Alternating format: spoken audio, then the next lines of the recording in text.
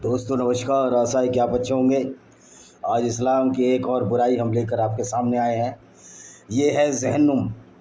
जहन्नुम माने नरक, और ये सिर्फ कल्पना है, काल्पनिक चीज़ है।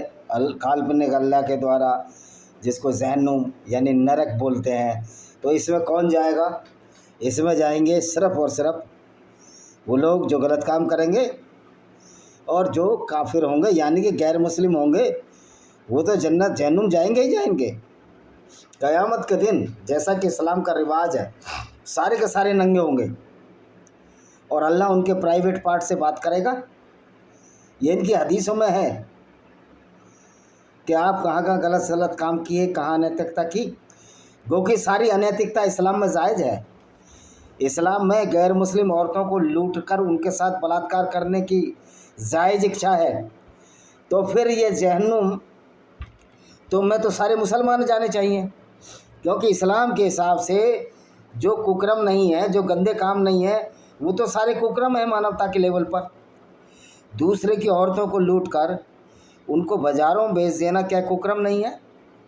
जो इनके प्यारे रसूल सल्लल्लाहु अलैहि वसल्लम करते थे, जिन्होंने बनु कुरैजा औरतों को लूट कर उनको बाज़ारों में बेच दिया नजद के, और उसके बदले घोड़े हथियार खरीदे। तो कायदे में तो जहन्नुम में वो जाने चाहिए, लेकिन इस्लाम का एक ही पैमाना है।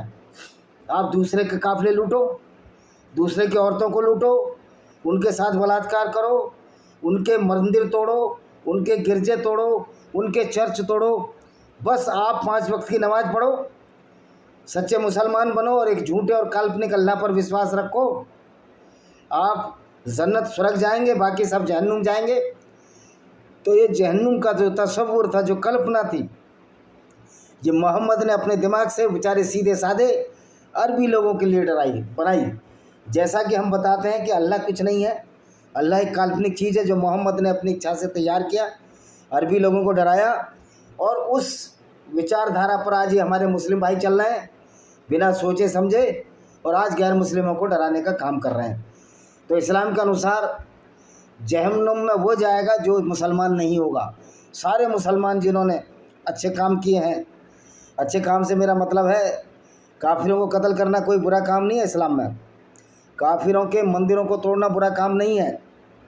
जो मौलाना साजिद रशीदी कहता है, दिल्ली में रहता है, कि इस्लाम में तो जो मस्जिद अवैध ज़मीन या अवैध का अतिक्रमण से बनाई हो, या दूसरों के मंदिरों को या गिरजा या चर्च सिनगोग को तोड़कर बनाई गई हो, उसमें मस्जिद को मस्जिद नहीं माना जाता। अल्लाह ना खुश होता है उससे। अगर अल्लाह ना खुश होता है मंदिर पर मस्जिद बनाने से, तो मोहम्मद ने तो सबसे पहले मक्का, जो कि मुस्लिमों का स्थान था ही नहीं, उसकी 360 मूर्तियों को तोड़ा, जिसमें 3 मूर्तियां प्रमुख थीं, अल्लाह, तलमन्नात, अल-उज्जा। उनको तोड़ा, 360 मूर्तियां तोड़ दी। फिर मूर्तियां क्यों तोड़ी? काबा तो मुसलमानों का था ही नहीं। तो काबा का जो मुसलमानों को नहीं था, तो आपने क्यों मंदिर तोड़ा? वहाँ का काबा एक मंदिर था जहाँ बहुदेववादी विवाद करते थे। तो अब इनका देखिए, इस्लामी शुरू गंदगी से, झूठ से शुरू होता है। बिस्मिल्लाहिर्रहमानिर्रहीम। हम आराधना करते हैं उस अल्लाह की, पूजा करते हैं कि जो रहमान है, रहीम है, दयालु है और दया करने वाला है। देखिए, अब ये देखिए सूरा यूनुस 27 क्या कहती है, ये दिखाते हैं हम आपको। ये आया सूरा यूनुस 27 पढ़ लेते हैं। कहाँ गया भाई? देखिए सूरा यूनुस 27 क्या कहती है। और जिन लोगों ने बुराई की तो बुराई का बदला उसी जैसा होगा, उनका उन पर अपमान छाया होगा। उनके लिए अल्लाह से बचाने के लिए कोई न होगा। उनके मुखों पर ऐसी कालिमा छाई रहेगी जैसे अंधेरी रात के काले पर्दे उन पर पड़े हों। वह नारकी होंगे, यानी नरक में जाएंगे, और वही नारकी होंगे, वही उनमें सदावासी होंगे। यानी कि जो गैर मुस्लिम है वही नरक में जाएंगे, बाकी सभी कोई नरक में नहीं जाएगा। भैया क्यों नरक में नहीं जाएगा? बाकी सारे काम गंदे मुसलमान करेंगे और नरक में जाएंगे गैर मुस्लिम। तो ये है इस अल्लाह का इंसाफ। तो ये अल्लाह इसी तरह की हरकतें करता है, क्योंकि अल्लाह है ही नहीं, अल्लाह काल्पनिक है। तो मुसलमान लोग इसी तरह की हरकतें करते हैं। इनके मदरसे में ये पढ़ा दिया जाता है कि आप तो जन्नत में जाओगे, लोगों को डराते हैं कि जहन्नुम की आग में जलेंगे, ये होगा, वो घंटा कुछ नहीं होगा। तुम्हारा अल्लाह ही नहीं है तो कौन जलाएगा, कौन जन्नत और जहन्नुम बनाएगा? पहले ये साबित तो करो अल्लाह है कोई, अल्लाह है नहीं। अगर अल्लाह होता तो अल्लाह को तो पता होना चाहिए ना, धरती बनाने वाला वो, सूरज बनाने वाला वो। लेकिन तुम्हारा अल्लाह कहता है कि धरती स्थिर है, सूरज उसके चारों तरफ घूमता है। तो इसी से इस्लाम में जो कुरान की मूर्खता का आभास हो जाता है। जब ये अल्लाह को ही नहीं पता तो ये जहन्नुम और जन्नत झूठी चीज़ है। लेकिन एक कल्पना जो की मोहम्मद ने, जिसमें कि नफ़रत भरी हुई थी गैर मुस्लिमों के खिलाफ, उस दिन उनके खिलाफ भरी हुई थी जो कि यहूदी थे। क्योंकि यहूदियों ने मोहम्मद की झूठी बातों को अफवाह उड़ाया। जो मक्का में रहते थे, मोहम्मद को उनसे व्यक्तिगत दुश्मनी थी। और जब मोहम्मद को उनसे व्यक्तिगत दुश्मनी थी तो मोहम्मद फिर ऐसी ऐसी आयतें जिब्रील के नाम से लाता था। और मज़े की बात है, जिब्रील को किसी ने नहीं देखा। मोहम्मद की जिब्रील से बात होती थी और जिब्रील मोहम्मद से बातें करता था, लेकिन किसी ने देखा नहीं। खाली एक स्टेटमेंट है, खाली एक टेस्टामेंट, ना कोई गवाही है, ना मोहम्मद को बुर्राक घोड़े पर देखा। जब मोहम्मद मान लिया बुर्राक घोड़ा, जो कि होता ही नहीं था, जिब्रील फरिश्ता लाया था, तो अपने पड़ोसियों को तो बताता कम से कम कि देखो मैं बुर्राक घोड़े पर जा रहा हूँ, उसकी वाह हो जाती, वो सच्चा पैगंबर होता। लेकिन उसने झूठी कहानी कर दी। मैं बुर्राक पे गया, लौट भी आया रात को, और था वो अपनी चचेरी बहन उम्मा हनी के घर, जो कि उसकी प्रेमिका थी। तो ये मोहम्मद का काम था। जहन्नुमी जहन्नुम से तंग आकर मौत तलब करेंगे, लेकिन उन्हें मौत नहीं दी जाएगी। ये भी सूरह फुरकान की आयत है कि जो जहन्नमी होंगे, जो गैर मुस्लिम तंग आकर मौत तलब। अब ये क्या मूर्खतापूर्ण बातें हैं कि जहन्नमी मौत से तंग आ जाएंगे। अरे मरने के बाद ही तो जहन्नुम में जाएंगे। जब मरने के बाद जहन्नुम में जाएंगे तो मौत से तंग कैसे आ जाएंगे? देखिए सूरह फुरकान 13 क्या कहती है, इसको भी पढ़ लेते हैं। सूरह फुरकान चैप्टर 25 13 क्या कहती है? और जब वे फेंक दिए जाएंगे, उनके संकीर्ण स्थान से बंधे हुए वहाँ विनाश से पुकारेंगे।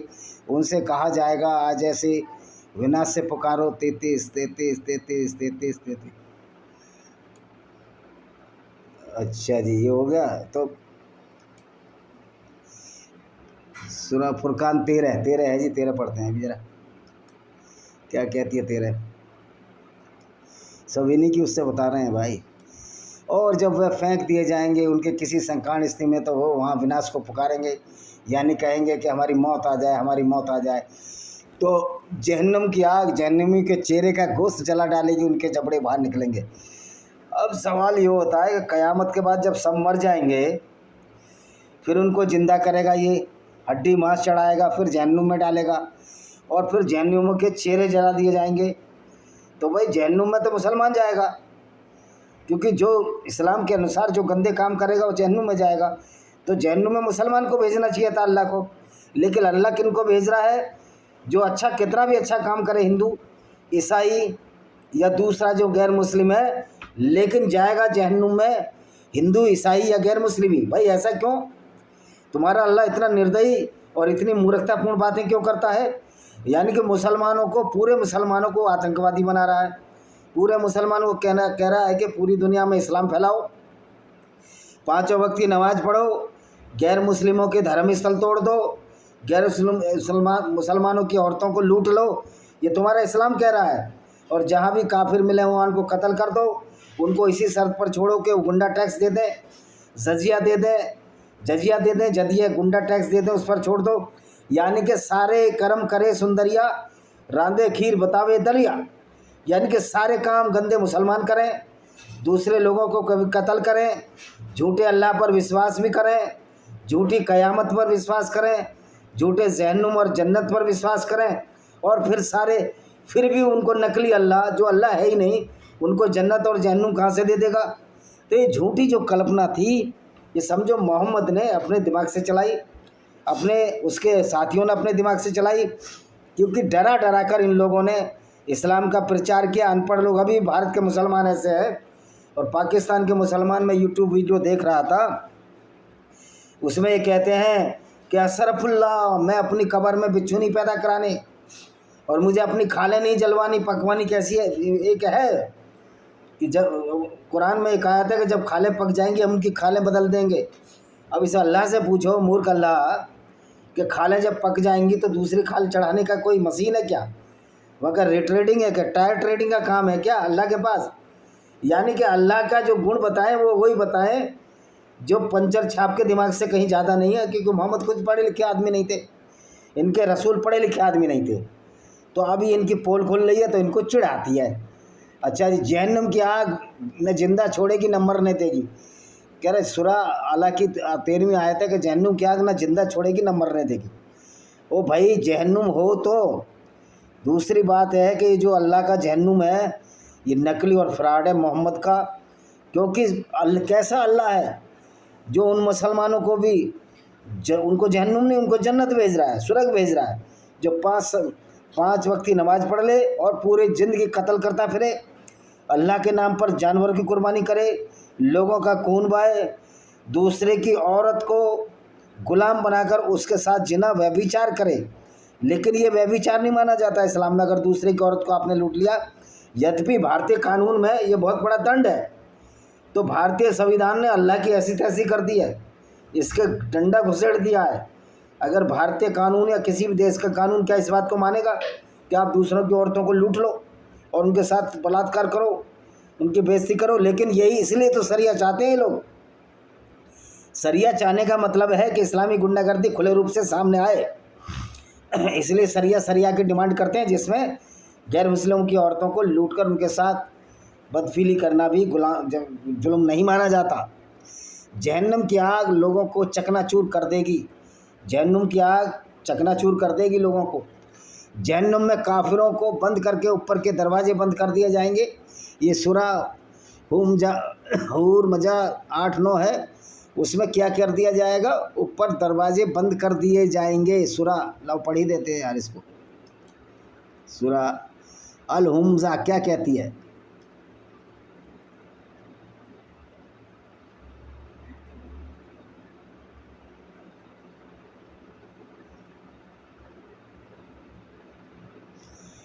इसको पूरी पढ़ के सुनाता हूँ। विनाश हो उस व्यक्ति का जो कचौके लगाता है और चोटें करता रहता है। जिसने धन एकत्रित कर दिया उसे गिन गिन कर रखा, क्या वह समझता है कि धन उसे संसार में सदा रखेगा? तो कह रहा धन इकट्ठा नहीं करना है, नहीं तो जहन्नुम में जाएंगे। लेकिन मोहम्मद से बड़ा कोई धन इकट्ठा करने वाला हुआ नहीं। मोहम्मद खुद जो लूट का हिस्सा था, मोहम्मद इनके प्यारे रसूल सल्लल्लाहु अलैहि वसल्लम महाराज पूरा का पूरा 20% उसमें से ले लेते थे, तो पैगंबर में लूट का भी हिस्सा है। अब ये बताए, क्या ऐसा पैगंबर जन्नत जाएगा, क्या स्वर्ग जाएगा, जो पूरी ज़िंदगी काफ़िले लूटता रहा और अपने साथियों से भी काफ़िले लुटवाता रहा? क्या ऐसा व्यक्ति समझते हो कि आप जन्नत जाएगा जो स्वर्ग बनाया है? यानी कि सारा खेल अपना ही है, खुद की जन्नत, खुद की जन्नत बनाई हुई, खुद का अल्लाह बनाया हुआ, और खूब खेल मोहम्मद ने खेला। तो ये मोहम्मद का खेल है। चल भाई वापस आ जा।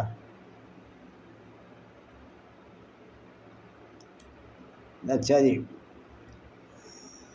जहन्नुमियों को थूअर का जहर कटीले बदबूदार पेड़ खाने को दिया जाएगा। थूअर का पेड़ होता है जिसको जैखूम बोला जाता है, ये खाने को दिया जाएगा। अच्छा जी, और क्या? जहन्नुम में काफिर फुंकारे मारेंगे और इस कदर होगा कानों पड़ी आवाज़ सुनाई नहीं देगी कि सांप के भंबर। ये है सूरा अंबिया की 100वीं आयत है कि जहन्नुम में काफिर फुंकारे मारेंगे। काफिर मतलब गैर मुस्लिम।